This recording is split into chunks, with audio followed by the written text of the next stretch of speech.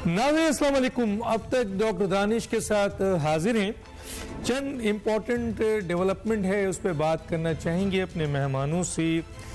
एक तो आज बड़ा हवा था, बड़ी बात थी। कल 7 घंटे जनाब हुकूमती इत्तेहाद की मीटिंग हुई। पहले सियासी जमातों के दरमियान, फिर सियासी जमातों में अस्करी जो है वो क़यादत भी शामिल हुई और फिर ये एक फ़ैसला आया कि 22 तारीख को जॉइंट सेशन होगा। अब जॉइंट सेशन के लिहाज से बहुत सारे तजिया निगार, आइनी और क़ानूनी माहिरीन का ख्याल था कि इस जॉइंट सेशन के अंदर कुछ अहम फ़ैसले होने जा रहे हैं, कुछ अहम कानून साजी होने जा रही है। आज बहस व मुबाहिसा भी हुआ लेकिन कोई खातिर ख्वाह रिज़ल्ट अभी तक सामने नहीं आया। दूसरी तरफ ये भी एक चीज़ सामने आ रही थी कि इलेक्शन के हालात जो हैं वो इलेक्शन कमीशन ने फ़ैसला करना था और सुना है, अभी अभी ख़बर आई है मुझे कि शायद जो सूबाई इलेक्शंस थे उनको मुलतवी कर दिया गया और हुकूमत की बहुत पहले ये डिमांड थी और शायद पार्लियामेंट के इजलास में भी ये बात रखी गई थी कि अपने एजेंडे में कि मुल्क के हालात ऐसे नहीं हैं और इंटीरियर मिनिस्टर ने तकरीर करते हुए भी कहा था कि जी सबके इलेक्शन एक साथ होने चाहिए। इमरान खान को आज भी इमरान खान ने बड़े वाज़ेह तौर पे कहा है और बहुत ज़्यादा आगे बढ़ के कहा है कि मुझे आज या कल में कत्ल कर दिया जाएगा और कत्ल भी उन्होंने कहा है कि जी एक साबिक सियासतदान के उनके हवाले से उनका नाम लेके कहा कि जनाब उनकी तरह मुझे भी कत्ल कर दिया जाएगा। लेकिन कत्ल करने का उन्होंने मेंशन किया है कि पंजाब पुलिस के 5 अफराद जो है उनको कत्ल करना चाहते हैं, ये इत्तला उनके पास है। अब इस सिलसिले में जाहिर है सवाल उठ रहा है कि अगर आपके पास सबूत है तो फिर तो आपकी जान को बचाना चाहिए, आपको फौरी तौर पर FIR कटवानी चाहिए और अदालत को रुजू करना चाहिए। दूसरी तरफ कोर्ट, सुप्रीम कोर्ट बड़े बड़े छोटे छोटे मामलात पर सुओ मोटो नोटिस लेती है। इमरान खान एक बड़े सियासी लीडर हैं, उनकी जान को ख़तरा है। अगर वो कह रहे हैं कि मेरी जान एक आज और कल में ख़त्म कर दी जाएगी और ये लोग करेंगे तो इसमें कम से कम चीफ जस्टिस साहब को सुओ मोटो नोटिस लेके इस पे इंसाफ करना चाहिए। जो भी मेरिट पे आया, खान साहब सही कह रहे हैं या गलत कह रहे हैं। ज़िल्म खलील ज़ाद समेत पाकिस्तान के दुश्मन जो हैं जिनके नाम आप ले सकते हैं, क्रिग ग्रेग और क्रिस्टीना लैम और 1-2 और लोग जो मुसलसल पाकिस्तान के ख़िलाफ़ रहे हैं, उनके बयानात रहे हैं और वो लोग बार बार जो है ना इमरान खान की तरफदारी कर रहे हैं। आया ये इमरान खान उनकी पार्टी के लिए अच्छा है या बुरा है। दूसरी बात यह है कि हुकूमत अपने तमाम तर आइनी और कानूनी इख्तियारात रियासती और हुकूमती इदारे रखने के बावजूद और 85 की फौज रखने के बावजूद अपनी रेट कायम नहीं कर पा रही है। इस पर बात करेंगे। 3 अहम गेस्ट हैं, जनाब आबिद शेर अली साहब, वफाकी वजीर, नायब सदर पाकिस्तान मुस्लिम लीग नून। आपका बहुत शुक्रिया सर, आपने ज्वाइन किया। मेरे साथ हैं जनाब कमर दिलशाद साहब, साबिक सेक्रेटरी इलेक्शन कमीशन, मुशीर वजीर आला पंजाब। आपका ही बहुत शुक्रिया सर, आपने हमें ज्वाइन किया। अहमद जवाद साहब सीनियर सियासतदान हैं, आपका ही बहुत शुक्रिया। जनाब आबिद शेर अली साहब, बात आपसे शुरू कर लेते हैं सर। ये जो जॉइंट पार्लियामेंट का इजलास था इसमें तो हम काफ़ी करारदाद आई है, इसमें बड़ी बातें थी। एजेंडे में तो बहुत सारी चीज़ थी कि जो रूल्स हैं जो हैं जिसकी बुनियाद पर इख्तियारात से तजावुज़ कर रहे हैं कुछ जजेस, उनको करटेल किया जाएगा। इसी तरह एक सियासी ये जो एक दहशतगर्द तंजीम है इसको कलअदम करने की बात की जा रही थी। इसके साथ साथ आपके इलेक्शन जो है वो मुलतवी होने के लिए कानून साजी की बात थी और वगैरह वगैरह बहुत साथ। लेकिन सर कुछ पार्लियामेंट से हमें अच्छी खबर अभी तक नहीं आई, क्या कहते हैं? बहुत शुक्रिया डॉक्टर साहब, आपने एक लंबी बड़ी तवील लिस्ट दी है जो आप तवक्को कर रहे कि पार्लियामेंट में होने जा रही। जॉइंट सिटिंग थी और माजी में भी ये प्रैक्टिस रही है, जब इमरान नियाजी की जो कानून साजी नहीं होती थी तो वो उस वक्त के जो ISI के चीफ थे फैज़ हमीद, उनसे वो मैनेज करके लेजिस्लेशन करते रहे और जिस तरीके से हाउस चलता रहा, सेनेट से जिस तरह फिर कवानीन आबिद शेर अली साहब 1 मिनट के लिए रोकूंगा। रुहत हिलाल कमेटी एक ऐलान कर रही है कि चांद हुआ है या नहीं हुआ है, वो फैसला सुन के हम आपके पास दोबारा आते हैं सर।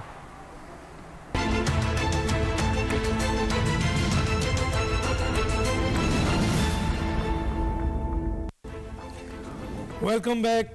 तमाम पाकिस्तानियों को, तमाम मुसलमानों को ये रमज़ान मुबारक हो, इसलिए कि चांद नज़र आ गया है। इंशाअल्लाह कल पहला रोज़ा होगा। जी आबिद शेर अली साहब, आपकी बात को डिस्कनेक्ट किया था, वहीं से आप जोड़ दें। मेरी तरफ से भी पूरी कौम को माह रमज़ान मुबारक हो और अल्लाह ताला इस माह रमज़ान की बरकत से पाकिस्तान में अमन, सुकून और खुशहाली अल्लाह ताला लेकर आए। आमीन।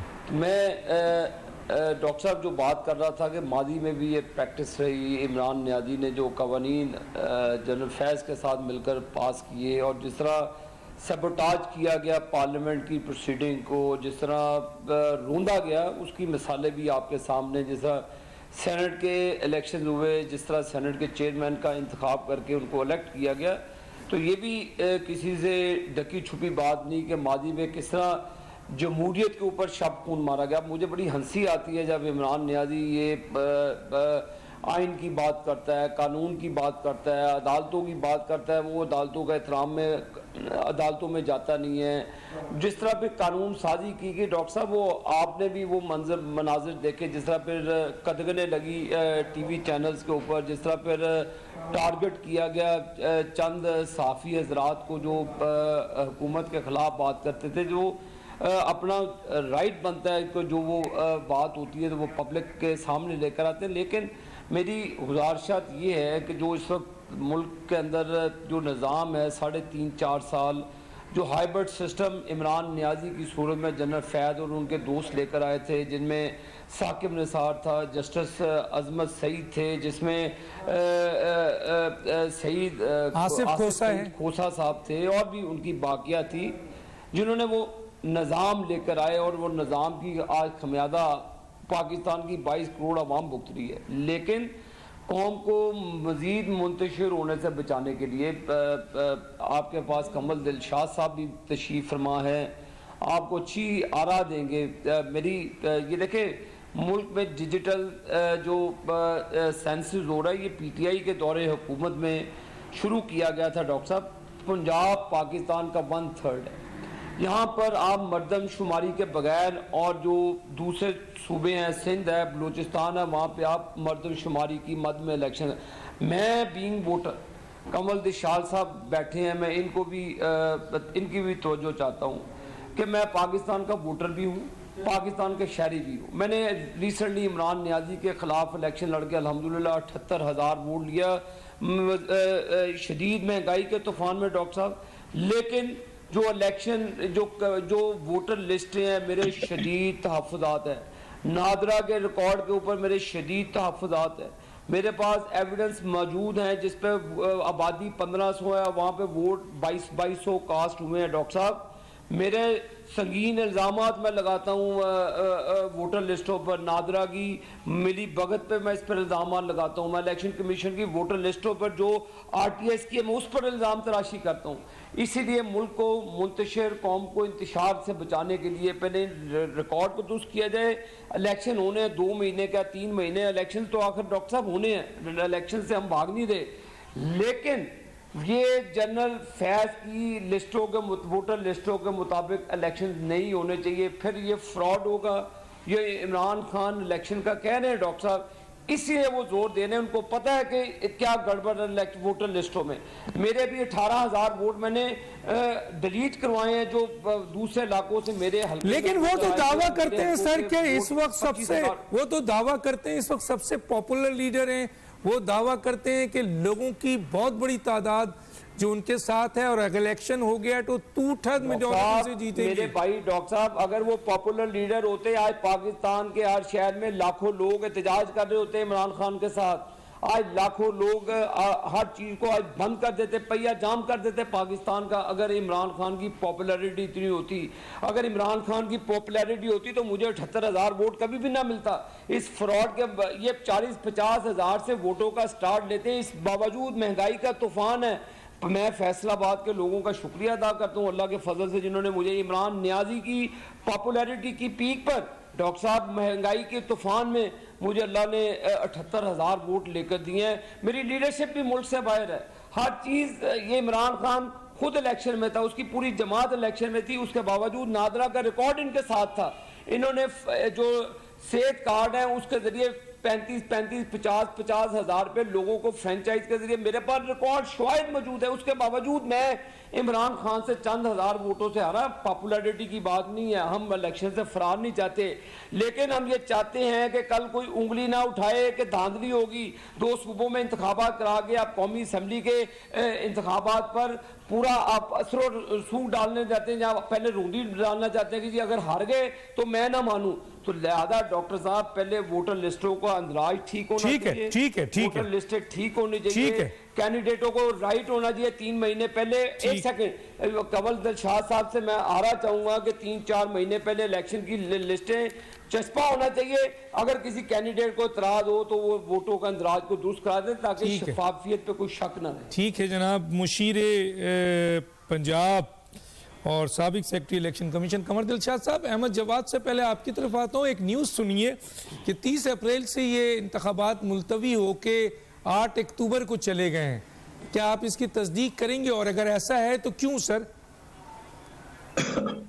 नहीं, अभी मैं बात सुना था, मेरे पास तो ये इंफॉर्मेशन आपके अभी चैनल से ही मैंने पढ़ी है। नहीं अहमद जवाद साहब आपके पास नहीं हो अभी इसको। अहमद जवाद साहब, मैं आपके पास बाद में आऊंगा, मैं जरा कंवर दिलशाद से पूछ लूं पहले, माफी चाहता हूँ, आपके पास आ रहा हूँ। अच्छा जी, अच्छा, ठीक है। मैंने सही बात की कि अभी मैं बात सुन रहा था आप शरीफ साहब की, बड़ी अच्छी बात उन्होंने कही है, बहुत शुक्रिया उनका कि उन्होंने मेरे बारे में अच्छी तरह से याद किया। लेकिन सबसे बड़ी अहम बात यह है कि इलेक्शन कमीशन पाकिस्तान जो आप ये बता रहे हैं, अभी इसकी खबर को तस्दीक नहीं हो सकी। अभी तो जाहिर है कि पार्लियामेंट में बात चली गई है। आज वज़ीर दाखिला ने जिस अंदाज से अपना केस पेश किया है वो बड़े अच्छे तरीके से उन्होंने पेश किया। उन्होंने कहा कि जनाब हमने मुल्क के हालात भी देखे हैं, और इलेक्शन कमीशन पाकिस्तान ने भी 3 दिन मुसलसल तौर पर बाकायदा इनकी ब्रीफिंग ली। उन्होंने डीजी मिलिट्री ऑपरेशन, अब डीजी मिलिट्री ऑपरेशन बहुत बड़ी पोस्ट है, पूरी 6 लाख फौज जो है वो उनकी अंडर कमांड होती है। उन्होंने तमाम की पोस्टिंग करनी होती है, बॉर्डरों पे भेजना होता है, स्ट्रेटेजिक प्लान तैयार करना होता है। उन्होंने डायरेक्टर जनरल मिलिट्री ऑपरेशन और सेक्रेटरी डिफेंस ने ये कहा कि आप इन हालात में हम आपको सिक्योरिटी प्रोवाइड नहीं कर सकते। और उसमें सबसे बड़ी अहम बात यह है कि दोनों सूबों में 67,000 बनने हैं पोलिंग स्टेशन, 67,000 और 9 लाख का अमला है। अब आप ये बताइए कि जो 67,000 सिक्योरिटी कैसे करें? सिक्योरिटी का तो मंजर आपने इस बात भी देख लिया और जुडिशल कम्प्लेक्स में भी देख लिया। 4,000 होना शुरू हो जाए या किसी तरीके से कोई बड़ी जबरदस्त वारदात हो जाए तो उनके पास अमला ही नहीं है स्टाफ के लिए रोकने के लिए। तो ये सारे मामलात हो गए। इस तरह पंजाब के चीफ सेक्रेटरी ने भी और खैर मखदूम खां के चीफ सेक्रेटरी ने भी मुकम्मल तौर पर इलेक्शन कमीशन को ब्रीफ किया कि जनाब इन हालात में हम सूबा पंजाब में इंतखाबात नहीं करवा सकते, हमारे लिए लॉ और ऑर्डर का सूरत हाल है। और उन्हें जमान पार्क की हवाला दिया और तमाम फुटेज भिजवा दी, तमाम जितने भी थे वो इलेक्शन कमीशन भिजवा दिए। अब वो सारे फैसले इलेक्शन कमीशन ने करने। इसी तरह जो DGMI है, DGISI है, उन्होंने भी इलेक्शन कमीशन को मुकम्मल ब्रीफ करते हुए कहा कि 4-5 महीने तक इसको पोस्टपोन किया जाए। और तमाम ब्रीफिंग को लेकर आज राना सनाउल्लाह साहब ने कौमी असम्बली के मुश्तरका इजलास में अपना केस पेश कर दिया। अब एक सबसे बड़ी अहम बात मैं ये कहना चाहता हूँ आपकी साथ से, आपका बड़ा जरूरतमंदाना प्रोग्राम होता है कि हमें समझ नहीं आ रही कि चीफ जस्टिस ऑफ पाकिस्तान क्या फरमा रहे हैं। चीफ जस्टिस पाकिस्तान फरमा रहे हैं कि जनाब इलेक्शन में अगर कोई गड़बड़ होगी तो हम मुदाखलत करेंगे। तो आप इस आइन के तहत मुदाखलत करेंगे? कौन सा आइन में लिखा हुआ है? आइन का आर्टिकल 226-225 में ये होता है कि जब इलेक्शन रिजल्ट जो है ट्रिब्यूनल जारी कर दिया जाए, नोटिफिकेशन कर दिया जाए, तो कोई किसी अदालत में चैलेंज नहीं किया जा सकता सिवाय इलेक्शन ट्रिब्यूनल की। आप सुप्रीम कोर्ट क्या वजाहत करेगी? वो तो इलेक्शन ट्रिब्यूनल बनेंगे ना, इलेक्शन ट्रिब्यूनल फैसला करेगा, तो इसमें सुप्रीम कोर्ट का रोल कहाँ से आ गया? इसके बाद साथ साथ इलेक्शन कमीशन के पाकिस्तान के पास अपने इख्तियारात हैं।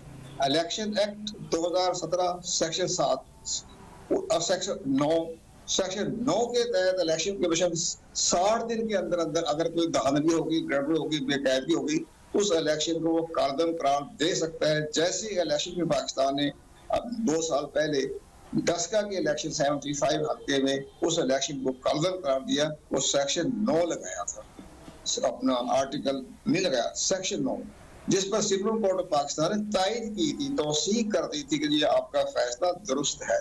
फिर वो नौशीन इफ्तिखार जो है उस इलेक्शन में दोबारा वो कामयाब हो गई। तो ये तो सारे इख्तियारात तो बांटे हुए, तकसीम किए हुए, डिस्ट्रीब्यूशन किए हुए आइन ने।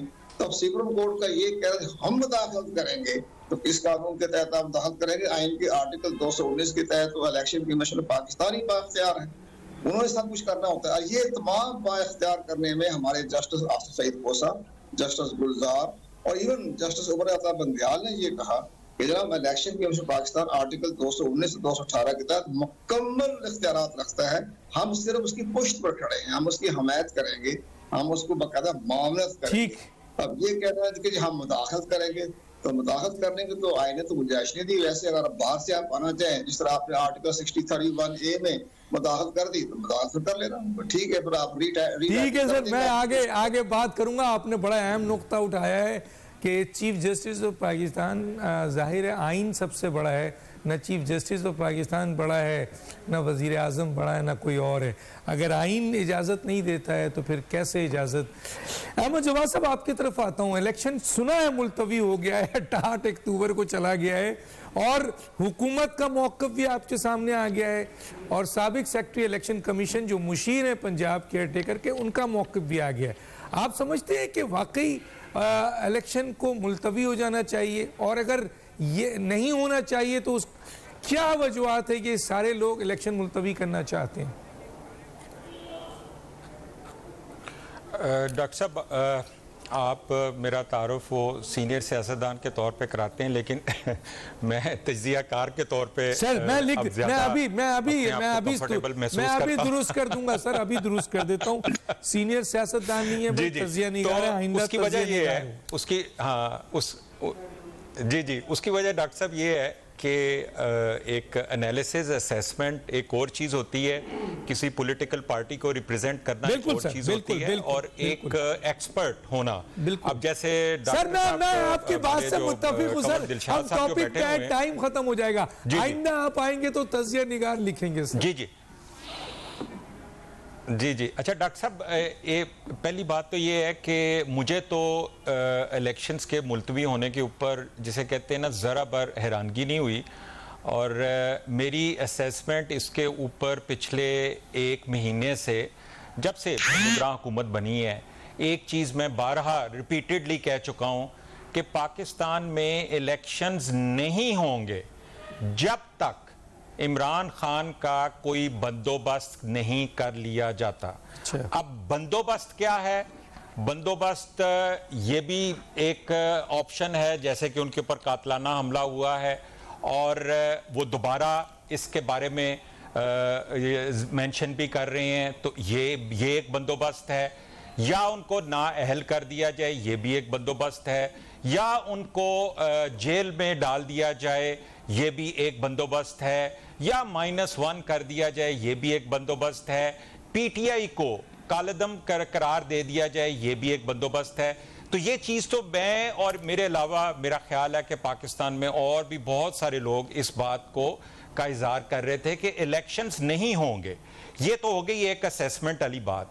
अब आ जाते हैं थोड़ा सा इसको एक कॉमन सेंस बेस्ड, क्योंकि मैं समझता हूं कि कानून आइन जो है वो एक कॉमन सेंस बेस्ड होता है। कॉन्स्टिट्यूशन पाकिस्तान का इसकी पूरी हिस्ट्री में अगर कोई एक और वाकया बता दें कि जिसमें निगरान हुकूमत को जो मैंडेट दिया गया कि उसने 90 रोज़ के इलेक्शन करवाने हैं, और उस मैंडेट को चाहे इलेक्शन कमीशन ने चेंज किया या नुगरान हुकूमत ने उसमें उनकी कोई इन्वॉल्वमेंट थी। मेरा ये ख्याल है कि पाकिस्तान की हिस्ट्री में ऐसी कोई मिसाल नहीं है। पाकिस्तान की हिस्ट्री में सिर्फ इलेक्शन मुलतवी करने की जो मिसालें हैं वो जो एक मिलिट्री डिक्टेटर की तरफ से तो हैं, लेकिन हमने कभी नुगरान हुकूमत की नहीं। ये एक नया फिनोमेना है जो कि हमने इस दफ़ा देखा है। दूसरी चीज़ ये है कि अभी आपने भी ये बात कही कि आइन बड़ा है या सुप्रीम कोर्ट के चीफ जस्टिस बड़े हैं। मैं ये समझता हूँ कि आइन तो एक कानून है, एक डॉक्यूमेंट है, उसकी इंटरप्रिटेशन की अगर ज़रूरत पड़ जाए तो पाकिस्तान में उस इंटरप्रिटेशन का सबसे बड़ा जो एक अथॉरिटी है वो चीफ जस्टिस सुप्रीम कोर्ट के पास है। उसी अथॉरिटी के तहत तो 30 अप्रैल के इलेक्शन अनाउंस हुए हैं। अब अगर वजारत खजाना कहती है कि मेरे पास पैसे नहीं है तो मैं समझता हूं कि ये तो सुप्रीम कोर्ट का ये तौहीन अदालत है। अगर वजारत दिफा कहती है कि हम सिक्योरिटी नहीं दे सकते तो ये भी मैं समझता हूं कि सुप्रीम कोर्ट के ऑर्डर की जो है ये तौहीन है, ये तौहीन अदालत का केस बनता है। इसको अक्टूबर तक ले जाने का इलेक्शन कमीशन का कोई हक नहीं बनता। ये मेरी एक राय है, एक असेसमेंट है, एक एनालिसिस है, लेकिन जो कानूनी माहिरीन हैं, कंवर दिलशाद साहब हैं या वकला हजरात हैं, मेरा ख्याल है कि आइंदा 24 घंटे में आपको इसके बारे में बहुत कुछ सुनने को मिल जाएगा। ठीक है। मैं एक आपके ब्रेक में जाऊंगा और जनाब आबिद शेर अली की तरफ आऊंगा और ये सवाल उठाऊंगा कि इमरान खान साहब ने आज कहा है, मुसलसल वो कह रहे हैं कि मुझे कत्ल कर दिया जाएगा, और अभी अहमद जवाद साहब ने बताया कि ये फैक्टर हैं इमरान खान को माइनस करने के लिए। तो ये जो 5 पुलिस वाले पंजाब के वो कह रहे हैं, तो ये कैसे देखते हैं? कौन लोग उनको कत्ल करना चाहते हैं? 5 पुलिस वाले कौन है, और वो भी पंजाब पुलिस? तो कुछ लोगों का ये ख्याल है कि ये कहीं खाने जंगी की कोशिश तो नहीं है। कि मैं आबिद शेर अली साहब से पूछता हूँ, वो भी बाखबर आदमी है। एक छोटा सा ब्रेक लेता हूँ, फिर वापस आता हूँ।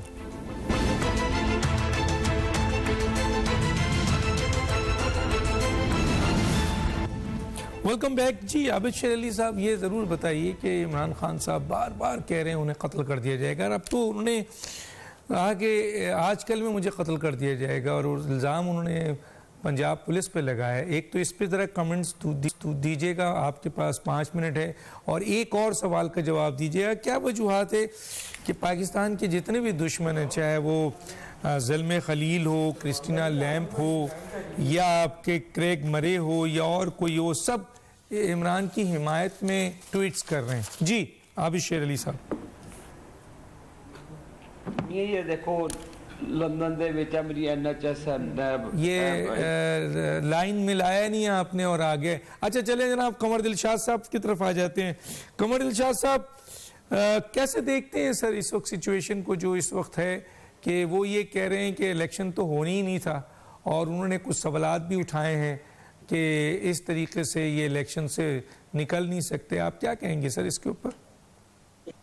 इसमें मुख्तलिफ मुतजाद खबरें सुनने में आ रही हैं। जब हमें भी 4-5 जगहों से बड़े इंपॉर्टेंट मीडिया हाउसेज ने फोन किए हैं, खासतौर पर मुझे PTV वर्ल्ड ने फोन किया कि जी हमने सुनने में आ रहा है कि जी इलेक्शन कमीशन ने इलेक्शन मुलतवी कर दी है, पोस्टपोन कर दी है। हमारे पास कोई ऐसी खबर नहीं है, हमें कोई खबर नहीं मिली है। लेकिन PTV वर्ल्ड ने मुझे बताया कि आपके क्या कमेंट्स है। हमारे कमेंट्स तो कोई भी नहीं, हमें तो अभी खबर नहीं मिली है। लेकिन खबर तो जब गर्दिश कर गई है, रूमर फैल गई है, तो कल ही पता चलेगा कि इलेक्शन में पाकिस्तान अपना फैसला क्या करता है। लेकिन बहरहाल मामला चूंकि सुप्रीम कोर्ट के हवाले से भी मैंने कह दिया, लेकिन हमारी सबसे बड़ी बात है पार्लियामेंट में जब एक मूव हो गया है, करारदाद पेश हो गई है कि हमने आइंदा इलेक्शन के बारे में राय दें, और वो करारदाद पेश हो जाती है, करारदाद पास हो जाती है, इलेक्शन मुलतवी कर दिया जाए, तो फिर हमारी वफाकी काबीना भी और इलेक्शन कमीशन पाकिस्तान पाबंद है उस करारदाद पर अमल दरामद करने पर। मुमकिन है तो इलेक्शन मुलतवी हो सकते हैं अगर करारदाद पास हो जाती है हमारी मुश्तरका पार्लियामेंट से। ऐसे बड़ी बड़ी अहम बात यह है कि एक्ट में तब्दीली आइन का जो कोई ताल्लुक नहीं है। जो हमारा इलेक्शन एक्ट है 2017 उसका सेक्शन 58 में लिखा हुआ है कि इलेक्शन कमीशन ऑफ पाकिस्तान मुलतवी कर सकता है, अपडेट एक्सटेंड कर सकता है, जिसके पास इख्तियारात हैं। और साथ ये लिखा नीचे लाइन में कि वो इख्तियारात को इस्तेमाल करते हुए जब वो अपना तब्दील करे इलेक्शन शेड्यूल, तो सिर्फ प्रेसिडेंट ऑफ पाकिस्तान को इत्तला करेगा प्रेसिडेंट पाकिस्तान की मंजूरी नहीं लिखी, सिर्फ ये लिखा है कि उन्होंने कि प्रेसिडेंट पाकिस्तान को इलेक्शन कमीशन मतला करेगा, इंफॉर्मेशन देगा कि हमने ये मुलतवी कर दिया, बस यहाँ तक प्रेसिडेंट का रोल है।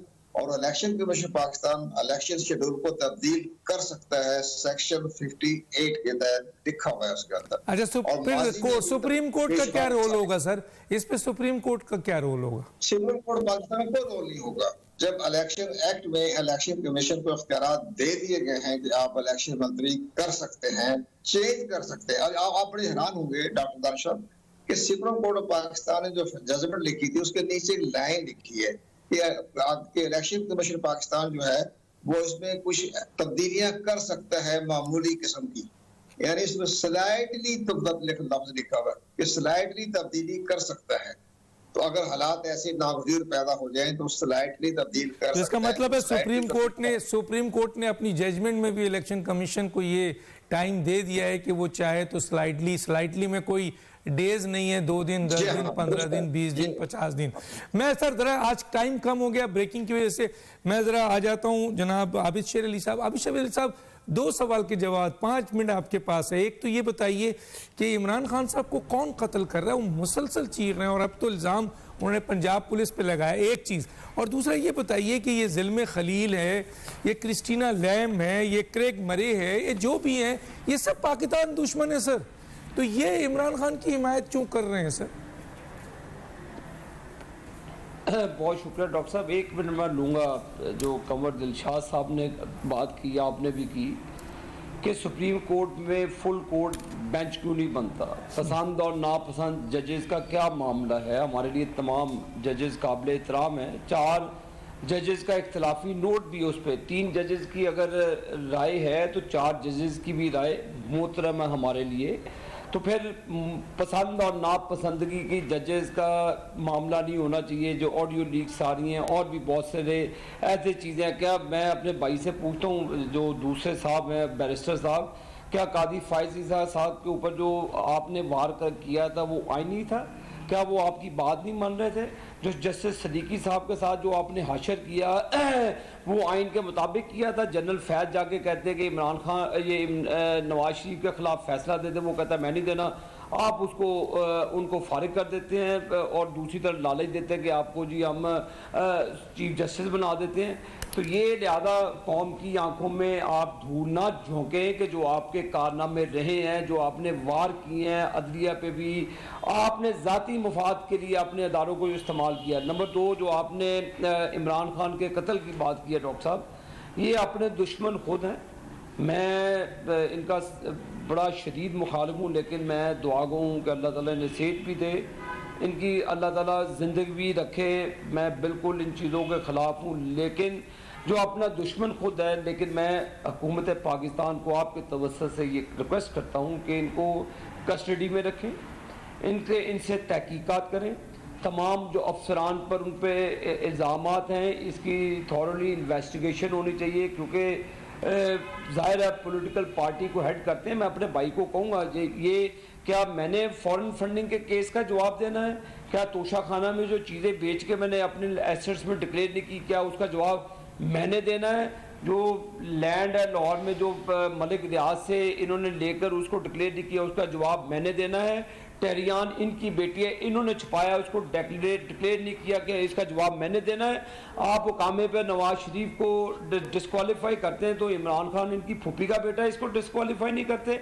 वही कवानीन इमरान खान के लिए है, वही कवानीन नवाज शरीफ के लिए हैं, वही कवानीन पाकिस्तान की 22 करोड़ आवाम के लिए, जिनके लिए आप 12 बजे अदालतें बंद करके चले जाते हैं। इमरान खान के लिए रात को 12 बजे अदालतें लगा लेते हैं, फिर आप पूरे पाकिस्तान के लिए अदालतें लगाएं। फिर ले अदल ऐसे नहीं पाकिस्तान में ज़लज़ले आते हैं, यहाँ पे अदल और इंसाफ कत्ल हो चुका है, उसका बिल्कुल जनाजा निकल चुका है, जिसकी वजह से पाकिस्तान में ज़लज़ले आते हैं। जहाँ पर पाकिस्तान के दुश्मन आज इमरान खान की हिमायत में बयान दे रहे हैं, और ये मेरे मुंह से कोई और अभी रमज़ान का ऐलान हो चुका है कि शैतान के खिलाफ कोई बात निकल जाए, इसलिए एक मतलब भी कंडेम नहीं किया इस चीज़ को कि जो पाकिस्तान के दुश्मन, पाकिस्तान के जानी दुश्मन, माली दुश्मन इसके हक में बयान दे रहे हैं, ये उसको इंजॉय कर रहे हैं। तो डॉक्टर साहब ये इसने मईशत को तबाह किया, फॉरेन एजेंडे के तहत तबाह किया, इसने पाकिस्तान के आईनी इदारों पर हमला किया, फौरन एजेंडे के तहत किया। इसने पाकिस्तान की मुसल्लह अफवाज को मुतनाज़ बनाने के लिए जो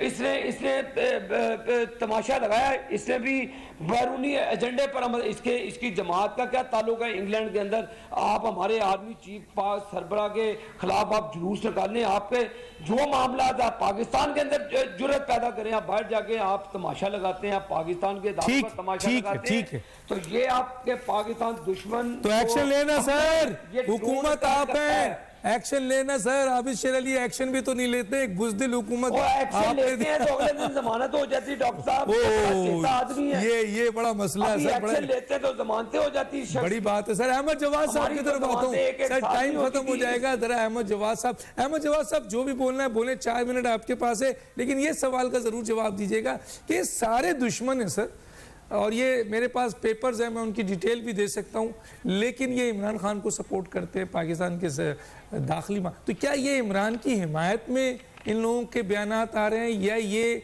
इमरान खान के खिलाफ एक साजिश है? क्या कहेंगे सर? देखें, आपने ज़ल्मे खलीलज़ाद उनका जिक्र किया, मैंने उनके बयानात सुने हैं, मुझे उसमें इमरान खान की हमायत का बयान तो कोई नहीं नज़र आया। हाँ, ज़रूर पाकिस्तान को ये मशवरा दिया गया है कि इलेक्शंस करवाएं और मुज़ाकरात करें, सियासी मुज़ाकरात करें, सियासी हल ढूंढें। तो मेरा नहीं ख्याल कि इन बयानात का मतलब इमरान खान की हमायत में कोई बयान है।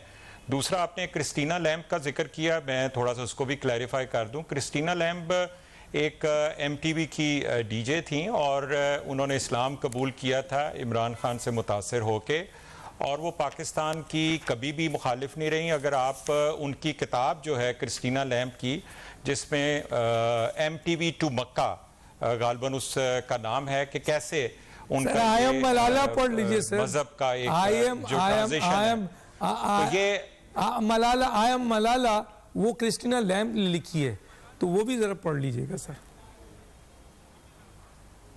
जी, क्रिस्टीना लैम्ब ने नहीं वो किताब लिखी, ये आपका मफरूजा हो सकता है सर, खुदा के लिए क्रिस्टीना लैम्ब ने नहीं लिखी। खुदा के लिए सर, इस पे चैलेंज ना करें, मैं आगे चला जाता हूं। एक जो सियासी और थोड़ी सी सियासी जो गुफ्तगू हो रही है, उसको मैं बड़ा मुख्तसरन मैं आपको ठीक है, बड़े सादा अल्फाज में कह देता हूं, लंबी चौड़ी बातों की जरूरत ही नहीं है।